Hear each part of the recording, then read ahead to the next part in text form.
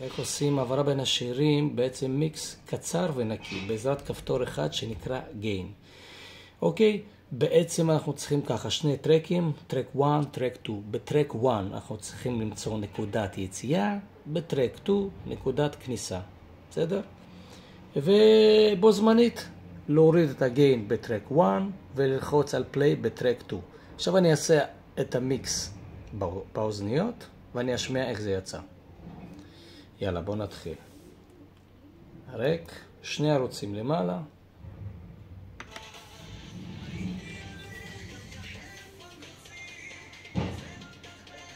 בטרק B מסמן את הנקודת כניסה.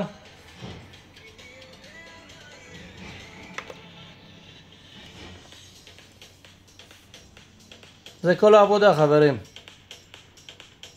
ניתן לטרק B קצת לרוץ ונשמיע לכם מה יצא.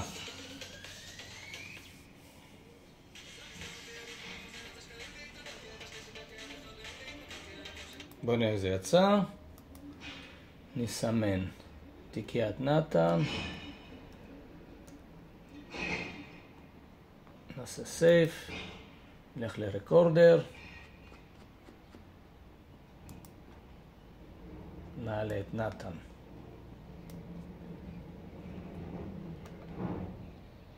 ובואו תראו העברה נקייה וקצרה.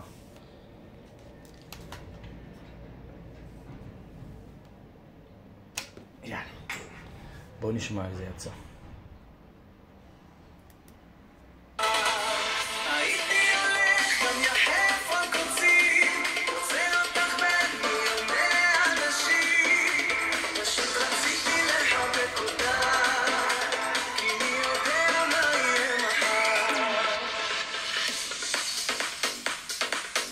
זה כל העבודה, חברים, בעזרת כפתור אחד שנקרא Gain.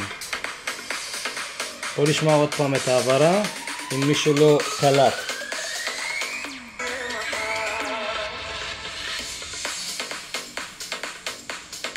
ועוד פעם.